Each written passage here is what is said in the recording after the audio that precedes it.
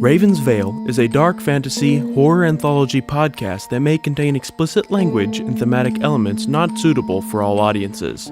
Listener discretion is advised.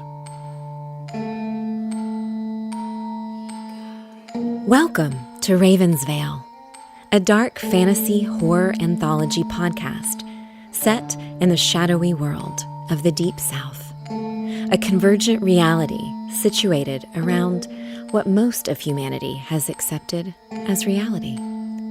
Obscured from human eyes, Raven's Veil is a mystical sanctuary intended to preserve the existence of its immortal inhabitants. The Macquarie, commonly referred to as witches, have been hunted since before written history.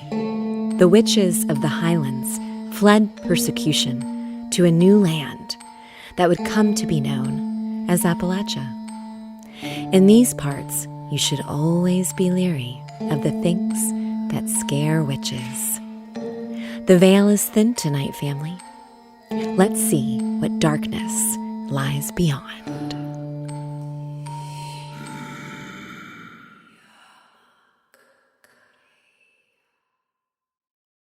Well, hey there, family.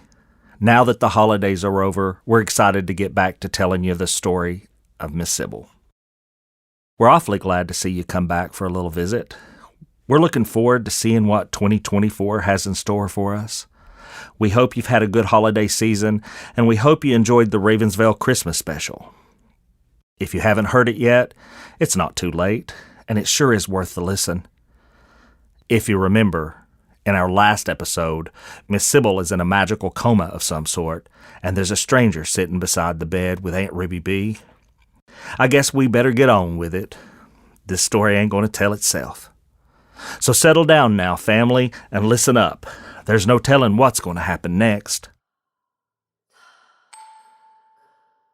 Sibyl lay lifeless in a small bed in the middle of a peculiar little room somewhere in Ravensvale. The lights were dimmed, and there was a crackling fire in a small fireplace on the other side of the room. The window beside the bed showed it was evening, and there was a soft drizzle gently tapping against the window pane. Aunt Ruby Bea was fussing about the bed, looking after Sibyl, while an unobtrusive yet concerned and attentive man, who looked to be in his 40s, sat in an oversized, comfortable chair beside her bed. His clothes looked a little disheveled, like he had slept in them, and his eyes were bloodshot from going hours without sleep and shedding tears of worry and grief. He was a tall and imposing man with long, dark hair that was drawn back in a ponytail, mostly out of utility and not fashion. His broad, muscular shoulders were held with an air of royalty and power. His mesmerizing green eyes were an unnerving shade of emerald green, giving him a mysterious and mystical quality. His deep, somber baritone voice, thick with a syrupy southern twang, was gracious and caring. His brooding appearance didn't mask his kind and pleasant demeanor. Palmer Ashford was a humble man, grateful that his daughter was still alive after everything she'd been put through. He placed his hand gently on Sibyl's forehead and whispering, with his eyes elevated to the heavens, he prayed to the divine. O sacred source from whence all power flows, be ever near us in our hour of need. O sacred source of mercy and healing, send the energy of the moon to nourish her heart. Send the energy of the earth to heal with waters from the sacred well.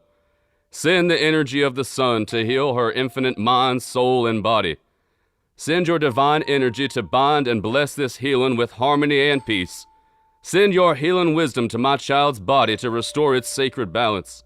O divine sacred source of all existence, watch over her tonight. Hold my child safely in your arms until morning comes. Blessed be. Palmer was overcome with emotion, his head lowered as he said, Oh, Sibyl, we did what we thought was best for you. Come back to us, child.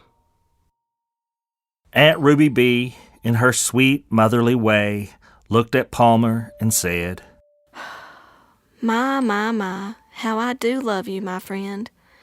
Don't do this to yourself again. We did the only thing we could. It was the only thing we could do to make sure Sibyl would be safe. Oh, law, there was nothing else we could do. Mary was gone, and we were both grieving ourselves to death. Nothing we did, nothing.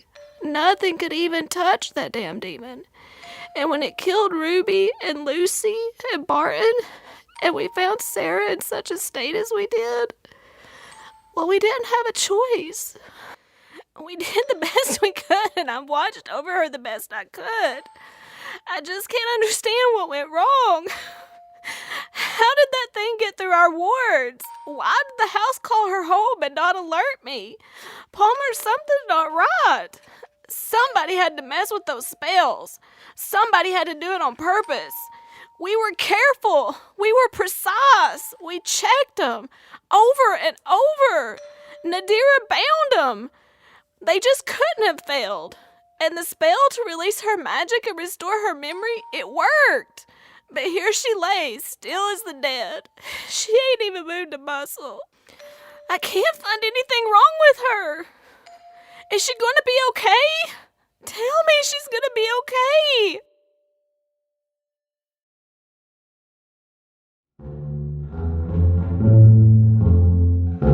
Hey there, family. It's Kristen Newby, the voice of Sibyl. We wanted to tell you about a very special company called Memory Alchemist. Memory Alchemist is an enchanting company that creates unique small batch hand-poured candles, wax melts, and room sprays. Say goodbye to candles that cause allergies or fill your space with unwanted pollutants. Memory Alchemist candles are crafted with the utmost care using high-end coconut and apricot wax blends and the cleanest fragrance oils. Breathe in the captivating scents without worrying about respiratory issues. But we're not just talking about fragrance. Memory Alchemist candles are adorned with exquisite graphics that perfectly match each scent, telling a unique story. It's a delightful blend of sight, scent, and imagination. Light up your world with Memory Alchemist. Discover the art of scent and storytelling. The scent of imagination. You can visit the Memory Alchemist website at www.memoryalchemist.com and tell them Ravensvale sent you.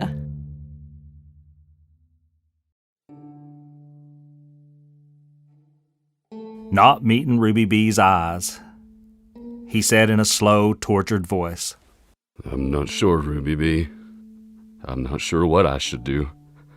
I've led this coven for nigh on 900 years, and I've never second-guessed myself. But I'm so afraid we made the wrong decision. I know she'll wake soon, but I can't imagine the torment she must have endured in that house, and we stripped her only real defenses. He sat silently for a moment, and then he said, I sent Quentin, Lena, and Burchard to the house to see what they can find. Hopefully they will be back soon with some answers. Tomorrow night, I'm convening the Grand Coven. We have to learn how to track this demon down and destroy it. We escaped from his godforsaken master, Godfrey Allistone, and the other hunters. I will not allow another member of my coven to be harmed. We've lost too much, Ruby Bea. This is our home. This is our sanctuary. Ravensvale and McCory will not yield. I'll travel to see Nadira in the morning. We'll take care of this, Ruby Bea, I promise.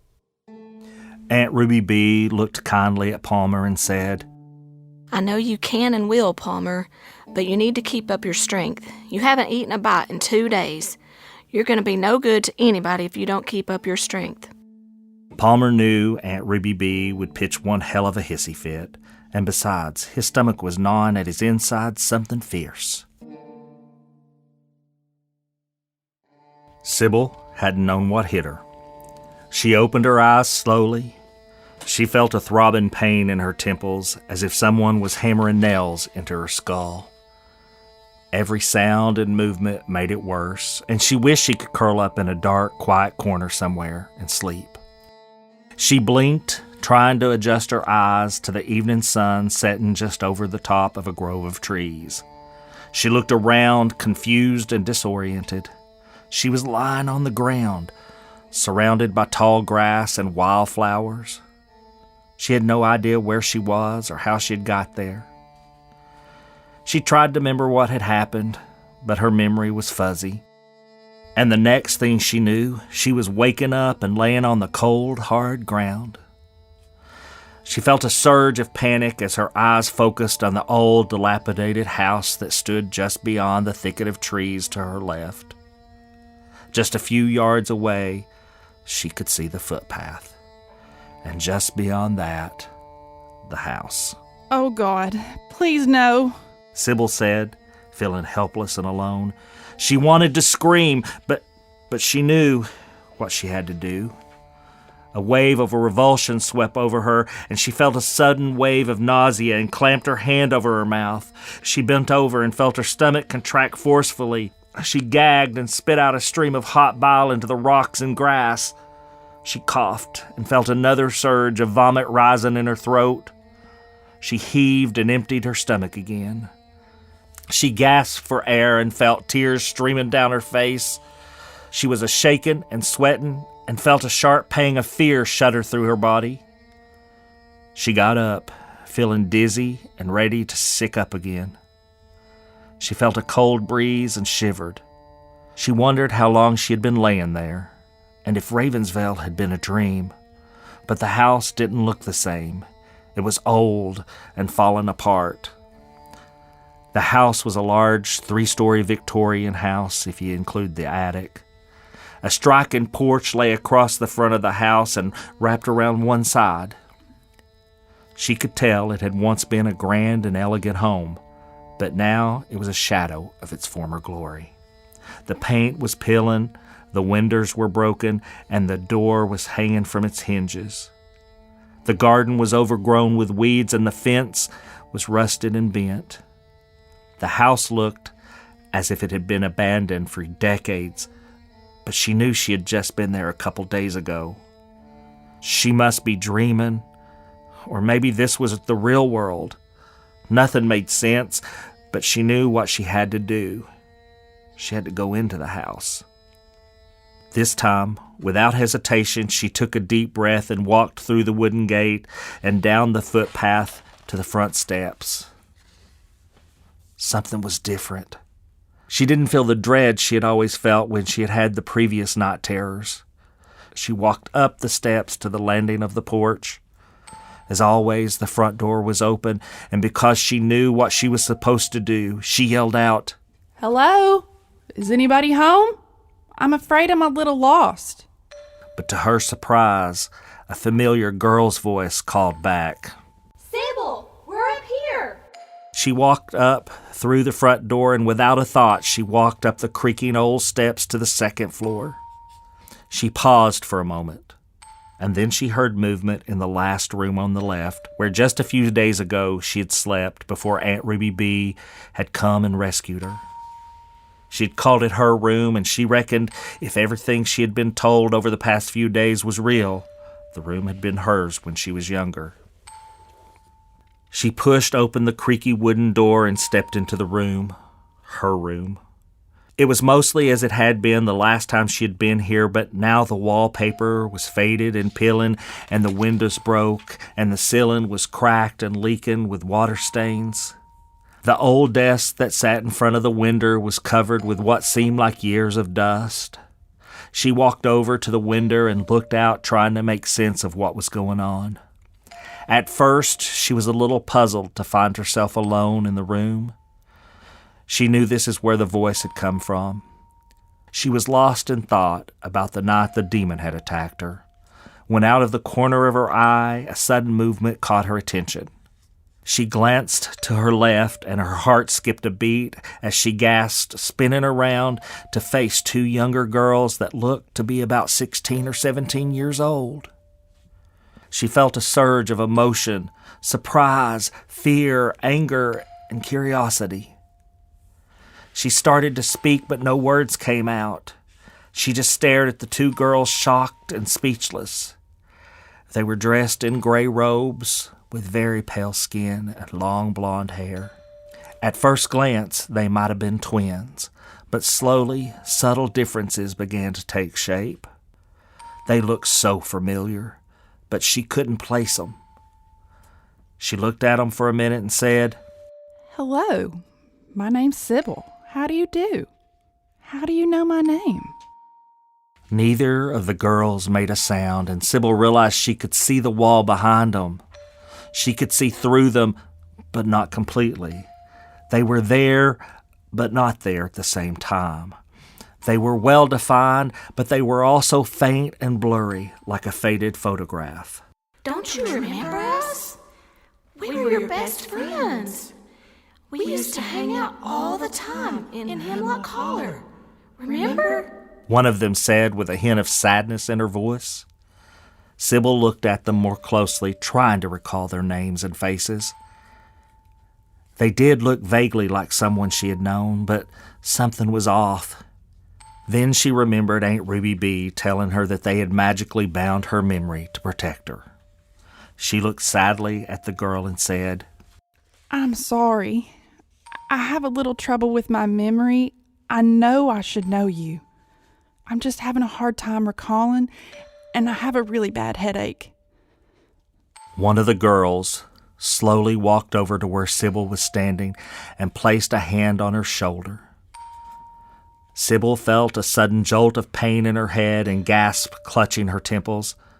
She could barely make sense of the flashes of images that flooded her mind.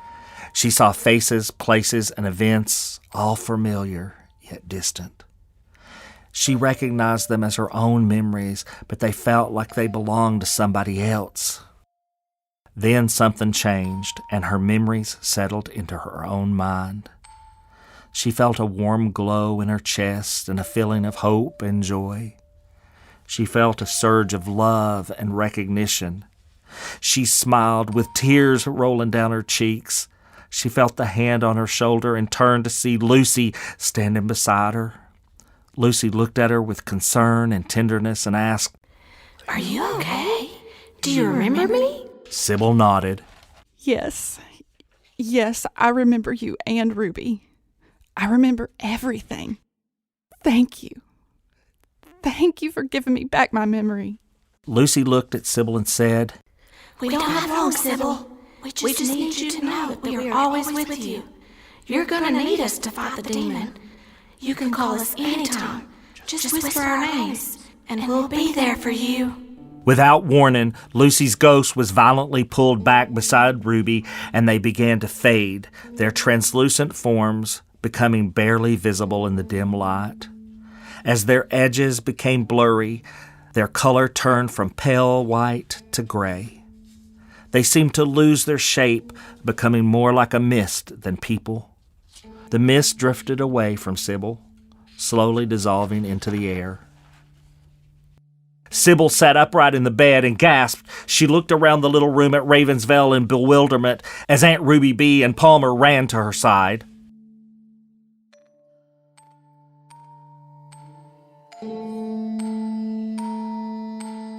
Well, family, that's where we're going to leave you today. It's getting pretty late and these young'uns need to get off to bed. If you like what you've heard in this episode, make sure you tune in to our next episode in February and see what happens now that Miss Sibyl's awake. Now, family, you adults have a few chores to do. If you haven't already, go on over to ravensville.com and see about doing your chores on social media. Follow us on all the social media platforms that we made available just for you guys. And if you haven't already, you can find Ravensville on your favorite podcast platform.